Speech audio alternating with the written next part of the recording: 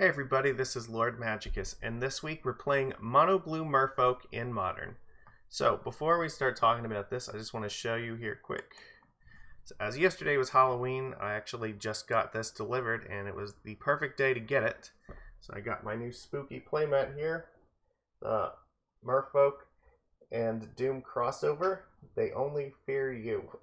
So, got the Slayer of the Pearl Trident here. I'm super happy with this. I really am looking forward to being able to play with this. Hopefully paper magic will be a thing in the near future, but it's probably going to be a little while yet. But still, I have it, and if you are interested in having one of these, you can find the link in the description on Inked Gaming. They're there.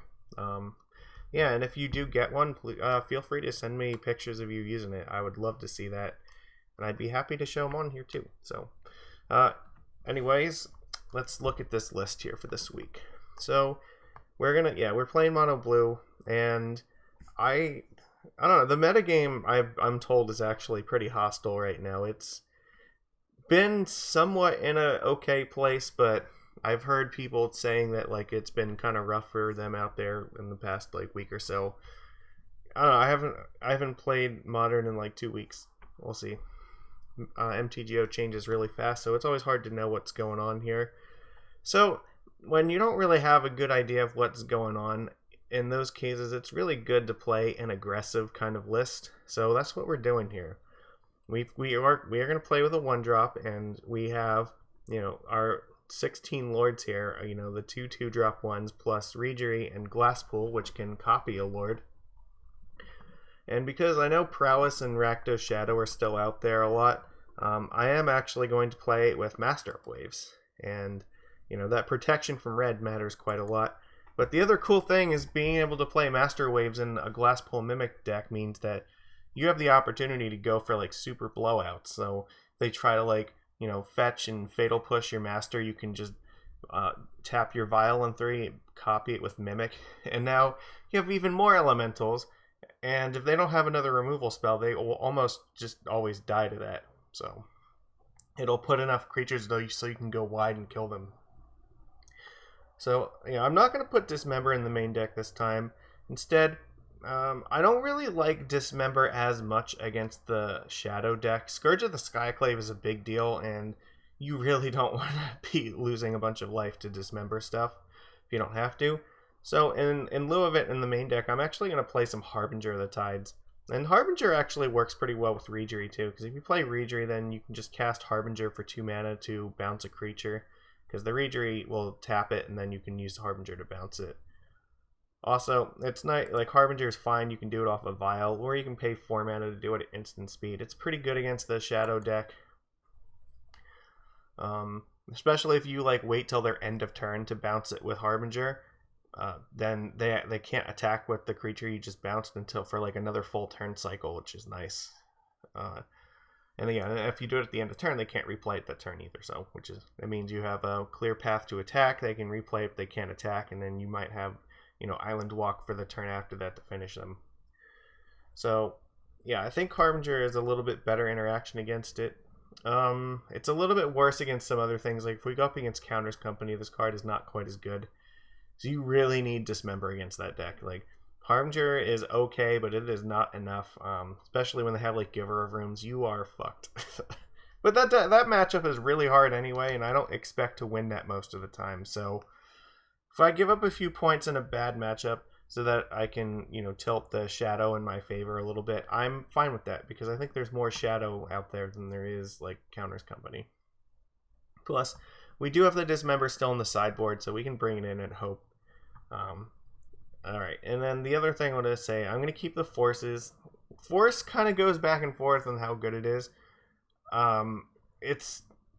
How do I want to say? If there's not a lot of unfair decks, then Force becomes really bad, but the more unfair decks like Neoform, or maybe Tron, or Storm, or maybe the Electro Balance deck, the more of those kind of things there are, the more Force of Negation matters. It's not even that important against there's a lot of decks you don't necessarily need it against Shadow or Prowess. Forcing those cards doesn't really help you very much. So it's fine against control, but to be honest, like control is leaning a lot more on stuff like Uro and Omnath now, so there's less relevant things that you even need to counter with it. So I'm just gonna put, yeah, I have 3 here, and I do have the extra one in the board. So I mean, it's fun. You do want to be able to counter stuff like Cryptic Command with it, so they can't loop it back with Mystic Sanctuary. But overall, like I don't think we need to have more than that. The Aether Gust in the sideboard will also help us in a few of those matches. Like against Neoform, the Aether Gust is actually very helpful. Part of the thing is against Amulet Titan, it's actually not particularly great to have forces, but the Aether Gust will help a little bit, and so will Chalice. So the other thing here I want to mention, Spreading Seas. I don't really believe in this card right now. I think this card is, it's not terribly great against most of the deck. Like the prowess decks ignore it for the most part. Like the control decks, like they have access to tri-lands, so they can really fix their mana easily. Yeah, and like even stuff like Death and Taxes, it's not even that good against it because they have so many ways to get rid of it with like Skyclave Apparition and Flicker Wisp and Ghost Quarter. The chances that Spreading Seas is going to do what you really need it to, not very high. So, and I'm not going to play 4. I'm just going to play 2 in the main deck, and I'm not even going to sideboard any. It is fine against the Humans deck, and it's fine against Tron. And occasionally, if you're up against, you know, like a black-green mid-range deck, like you might cast Spreading Seas and on something like Raging Ravine, or you know, maybe just like an Overgrown Tomb, and that cuts them off of double black for a turn, or maybe you can just use it to Alpha Strike once or for a turn. But it's fine in those kind of matches. But even against like Jund, for instance, it's not great because Wrenn and 6 can just get the fetch lands back, and you can't color screw them for very long if they have access to Wrenn and a fetch. So I don't know. It's not the best card for us right now. It's possible that we don't even need this at all. You could very possibly build a list that doesn't have any Spreading Seas in it. Maybe something like Tide Shaper Mystic will be okay in that slot. Who knows? I'm just going to try 2 for the time being. So we'll see how it is. And yeah, so we have the Master combo kind of here. And otherwise we have just a really solid aggro curve with some decent interactive stuff, you know, the Harbinger, the Trickster, the Regery. So, oh yeah, and I should mention here, there's a fair bit of Blood Moon that you should be concerned with. So like a lot of the prowess decks are main decking Blood Moons in them, and also the red-green, I don't want to call it Ponza anymore, but I mean, it's sort of like more of a ramp deck than a Ponza anymore, but I think it still does play a few pillage in it, so you can argue either way on it. But yeah, that deck also is playing like Blood Moon and Magus of the Moon, so yeah, it's dangerous to just not have enough basic lands, which is one of the reasons I want to play mono blue. Like with prowess especially, like we really cannot afford to get Blood Moon by them and just locked out of the game. So I think this will work.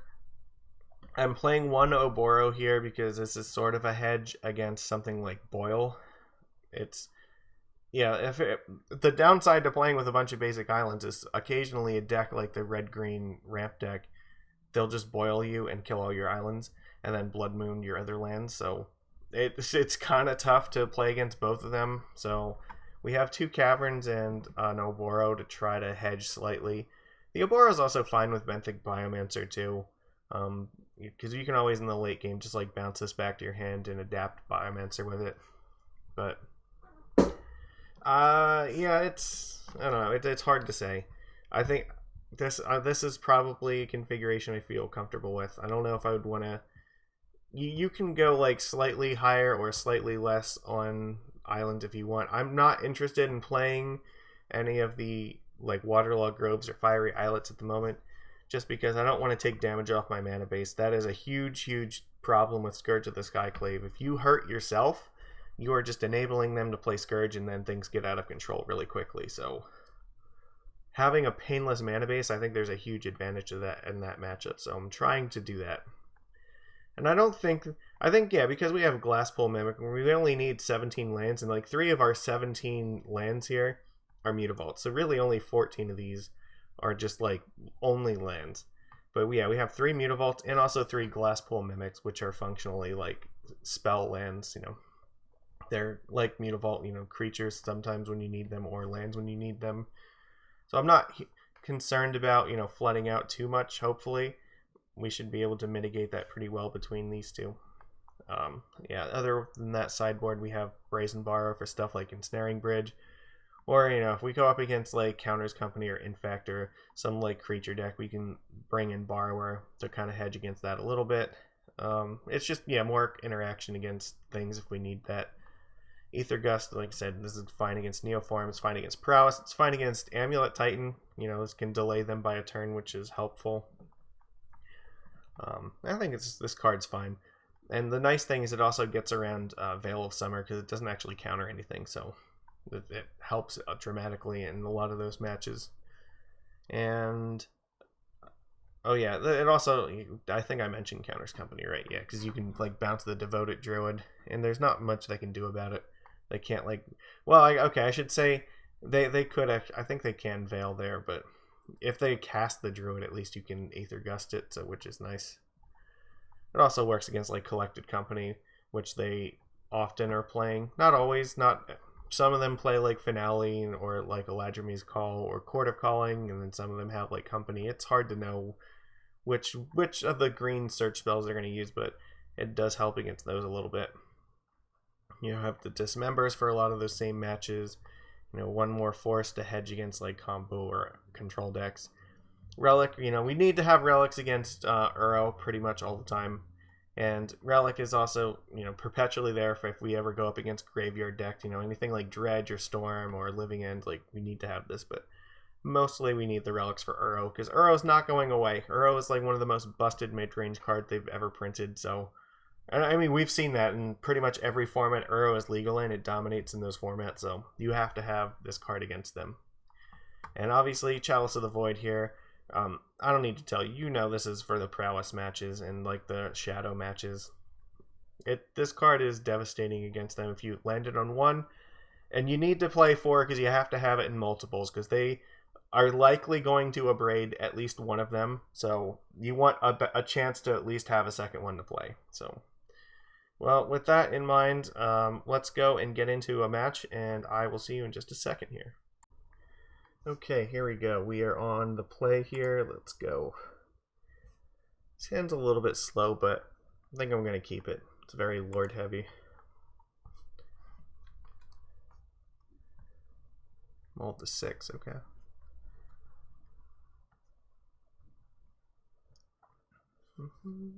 Mold to 5. Ooh, that's got to be good. So this is definitely one of those times where you just want to play like a bunch of power really quickly and just obliterate them. Snow-covered island means we could be anything. They have no idea. Dark Slick Shores. So maybe this is ad nauseum. Let's play Master of the Pearl Trident.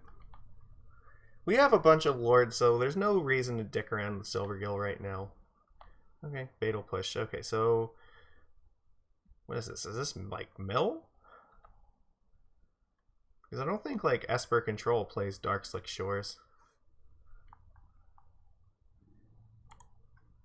Alright, play Reedry. Fatal Push that one! Go ahead, I'll wait. So maybe we might, if they just don't kill this, we can just unload our hand next turn. That does not work like that, opponent.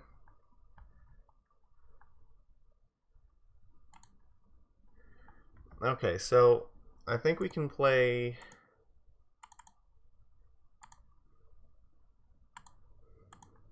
yeah, we can play 2 lords here.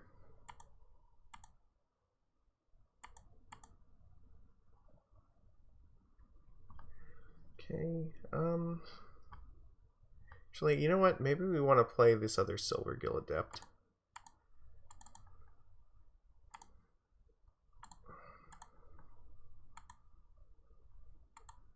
Just in case I play a sweeper or something. I don't want to strand it in my hand here. Let's tap this. Okay, they gave up. So what is this? They have Oboro and Darkslick Shores. This is either like blue-black control. Maybe it's like, it could be like fairies or something. I have a feeling this might be the mill deck because they use this for landfall in that. So, ooh, what does the modern mill even look like now? They have a bunch of like Hedron crabs and stuff, right? Alright, I'm looking this up on my phone to get an idea here.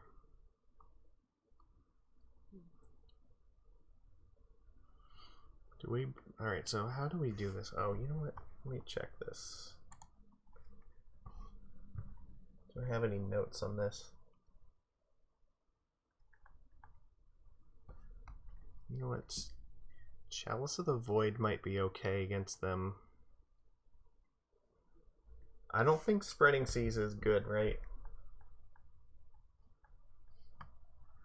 Let's take out Spreading Seas.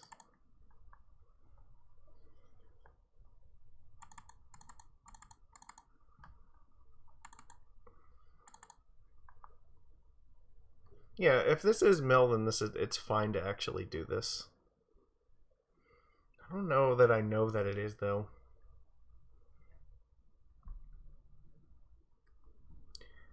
Oh, am I willing to take this risk? Alright, we'll cut Master here. Alright, we'll do it like...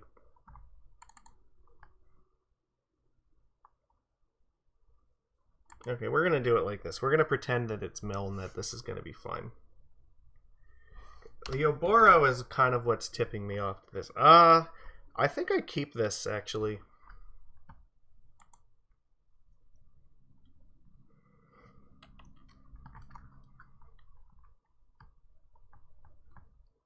Ha! You're going to gain 1 life. Okay. Okay, so that has to be mill, right? Okay. Come on, land. Alright, I'm playing this Ether Vial, and then if I don't draw a land, I will just play the Glasspool Mimic. But if I draw a land, I want to play this Chalice in 1. That's the idea. Is that Thieves Guild Enforcer? Okay. Yeah, that is a mill card, so...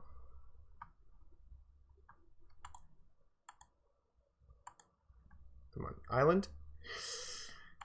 I guess we're playing another Ether Vial. Okay, well, it's going to be slow. At least we can put a creature in play next turn. They have to be careful because they're just going to give us Island Walk and we're going to take off their Fatal Pushes offline. They did nothing? Oh, we have to be like absolutely crushing this match now. Okay. Alright. What do we got? You can't... What are you gonna force this? I don't think so. I think you just lose to this, right?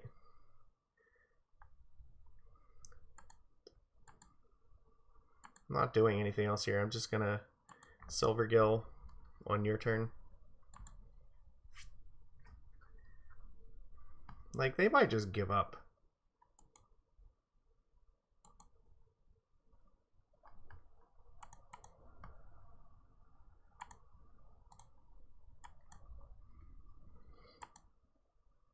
That's pretty good. So it doesn't have Death Touch, right? If I draw Benthic Biomancer, it's not the end of the world. No, I can put 2 creatures in play, so I should. That's also really good. So now I have Force of Negation up.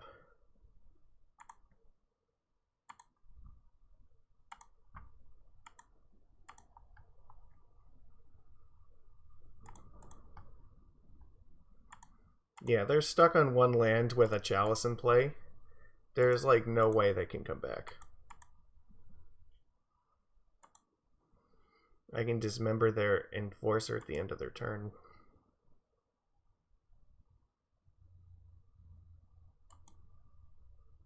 And just attack them for 10.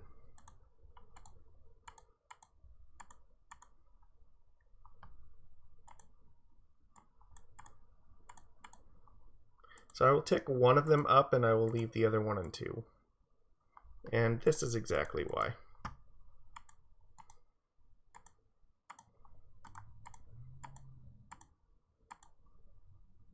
Like, you're basically dead. There's nothing you can do here. We've won this game. Okay, well, that was easy. So, yeah, no, we were definitely up against mill, because the whole idea is that this is like a Delver of Secrets when they mill us enough. So, and the idea, and then this is the other thing, it combos when they do something like Archive Trap on us. So, they put like 13 cards into our graveyard. If like they might gain like 7 life from just doing that. So, I mean, this is a fine card, but Chalice on 1 is pretty okay against them. It turns off like Hedron Crabs and Fatal Pushes, and this also like Cling to Dust. And even they had Thieves Guild Enforcer. And you can afford to board in a few extra cards in this matchup. You don't have to stay at 60 if you think that you're up against them. So, but yeah, look, it was a really good call. That Oboro is kind of what gave it away. I think if they hadn't played the Oboro, it could have just been like, you know, a control deck, or maybe, you know, maybe it was like Esper control, or it could have been like an Uro deck of some kind. But yeah, playing Oboro and with like the Darkslick Shores was the tell, I think. So yeah, we had a nice hand here.